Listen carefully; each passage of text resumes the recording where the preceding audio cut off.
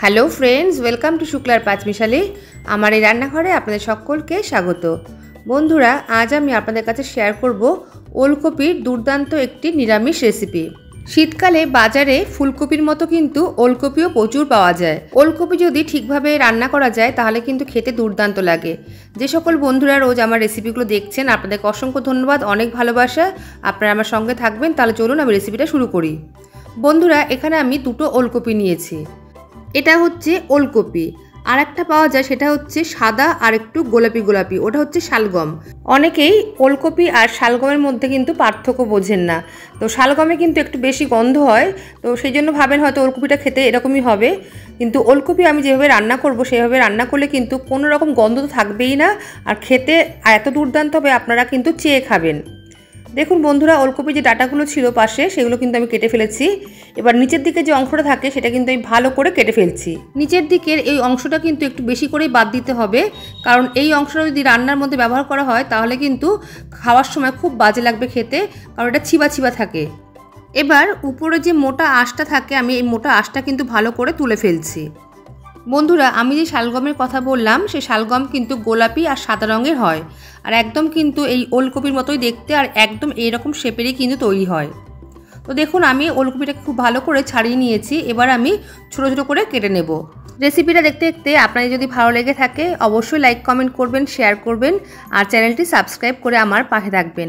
পাশে থাকা বেল বাটনটা কিন্তু অবশ্যই ক্লিক করবেন, আর সঙ্গে অল বাটনটাও ক্লিক করে দেবেন।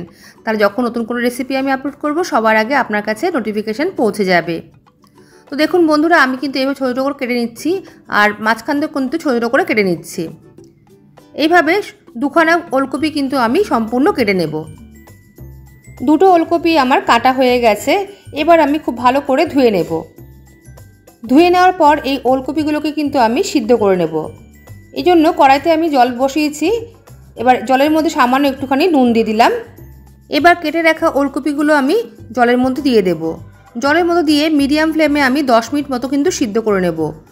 বন্ধুরা, ওলকপি কিন্তু সবসময় একটুখানি হলেও আপনারা সিদ্ধ করে নেবেন, নাহলে ওলকপি রান্না করতে কিন্তু অনেকটাই সময় লাগে।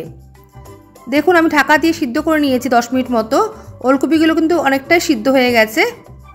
এবার আমি জল ঝরিয়ে ভালো করে তুলে নেব। নুন দিয়ে এইভাবে যদি ওলকপি সিদ্ধ করে নেওয়া যায় তাহলে যে একটা গন্ধ থাকে ঘাস ঘাস, সেই গন্ধটা কিন্তু কেটে যায়। এবার আমি কড়াই ধুয়ে বসিয়ে দিয়েছি, আর কড়াইতে আমি 3 টেবিল চামচ মতো সর্ষের তেল দিয়ে দিলাম।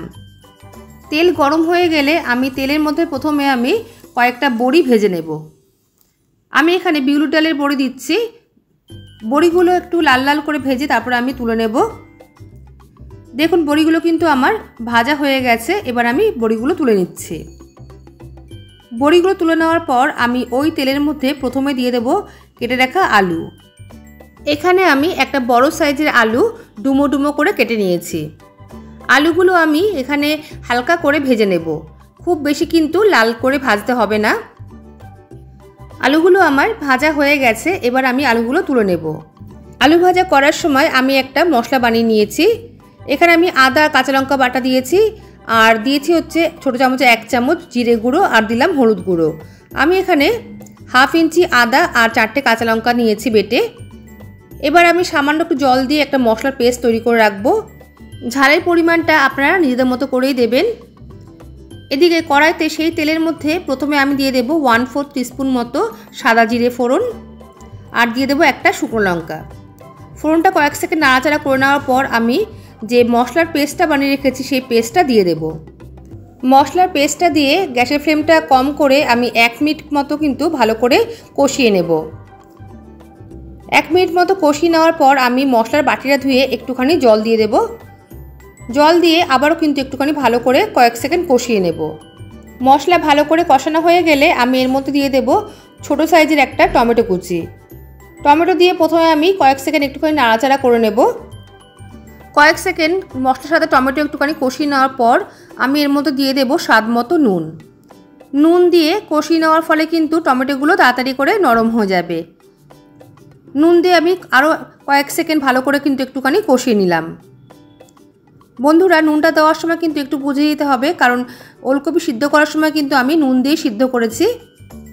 এবার আমি দিয়ে দিলাম ভেজে রাখা আলুগুলো, আর দিয়ে দেবো এবার সিদ্ধ করে রাখা ওলকপি। আলু আর ওলকপি দিয়ে গ্যাসের ফ্লেমটা লো টু মিডিয়ামে রেখে আমি 2 থেকে 3 মিনিট কিন্তু খুব ভালো করে কষিয়ে নেব। বন্ধুরা, আপনারা একবার হলেও কিন্তু এইভাবে নিরামিষ ওলকপি রান্না করে দেখবেন, খেতে কিন্তু ভীষণ ভালো হয়। 2 থেকে 3 মিনিট খুব ভালো করে আমি কষিয়ে নিয়েছি। এবার আমি ঢাকা দিয়ে 5 মিনিট মতো কিন্তু রান্নাটা হতে দেব। আর গ্যাসের ফ্লেমটা আমি এখানে কিন্তু লোতে রেখে দিয়েছি। 5 মিনিট পর আমি ঢাকাটা খুললাম। মাঝে কিন্তু আমি একবার নাড়িয়ে দিয়েছি, আবারও একটু নাড়াচাড়া করে দিয়ে আমি এবার পরিমাণ মতো জল দিয়ে দেব। জলের পরিমাণটা একটুখানি বেশি দিতে হবে, যাতে ওলকপি আর আলু ভালো করে সিদ্ধ হয়ে যায়। জল দিয়ে এবার একটু আবার নাড়াচাড়া করে দিলাম। এবার আমি এর মধ্যে দিয়ে দেব 1 বাটি মতো মটরশুঁটি। এখানে আমি ছোটো বাটির 1 বাটি মতো মটরশুঁটি দিয়ে দিলাম। মটরশুঁটি দিয়ে আবার একটু নাড়াচাড়া করে আমি 7 থেকে 8 মিনিটের জন্য ঢেকে দেব। প্রায় 7 থেকে 8 মিনিট পর আমি ঢাকাটা খুললাম। মাঝে কিন্তু একবার আমি নাড়িয়ে দিয়েছি।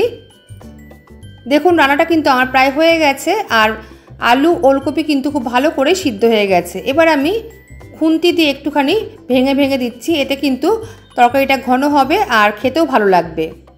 ভেজে রাখা বড়িগুলো দিয়ে দিলাম। বড়িগুলো দিয়ে আবার একটু নাড়িয়ে দেব। আর এবার আমি দিয়ে দেব 1 টিস্পুন মতো চিনি। চিনি দিয়ে একটু নাড়িয়ে দেব। তারপর আমি আবারও 2 থেকে 3 মিনিটের জন্য ঢাকা দিয়ে রান্নাটা হতে দেব। এর ফলে কি হবে, বড়িগুলো নরম হয়ে যাবে আর ফুলে উঠবে। আমি 2 থেকে 3 মিনিটের জন্য আবার ঢাকা দিয়ে দিলাম। আর গ্যাসের ফ্লেমটা কিন্তু এখন লো টু মিডিয়ামে করে রেখেছি। 2-3 মিনিট পর ঢাকাটা খুললাম। দেখুন, রান্নাটা কিন্তু আমার একদম হয়ে গেছে। একটুখানি আমি নাড়াচাড়া করে দিচ্ছি। আর সবার শেষে আমি এবার দিয়ে দেব বেশ কিছুটা পরিমাণে ধনেপাতা কুচি। বন্ধুরা, আপনারা এখানে চাইলে ধনেপাতার বদলে গরম মশলা আর একটুখানি ঘিও কিন্তু ব্যবহার করতে পারেন। এখন শীতকালে কিন্তু বাজারে অনেক ধনেপাতা, মানে ফ্রেশ ধনেপাতা পাওয়া যায়।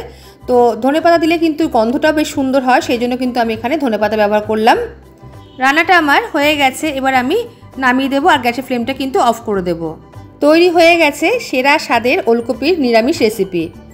গরম গরম ভাত বা রুটির সাথে কিন্তু দুর্দান্ত খেতে লাগবে। তাহলে বন্ধুরা, আজকের রেসিপিটা ভালো লাগলে লাইক কমেন্ট করতে ভুলবেন না। তাহলে আজ এই পর্যন্তই। আসবো আবার অন্য কোনো রেসিপি নিয়ে। সবাই ভালো থাকবেন, সুস্থ থাকবেন। সবাইকে আজকের মতো টাটা।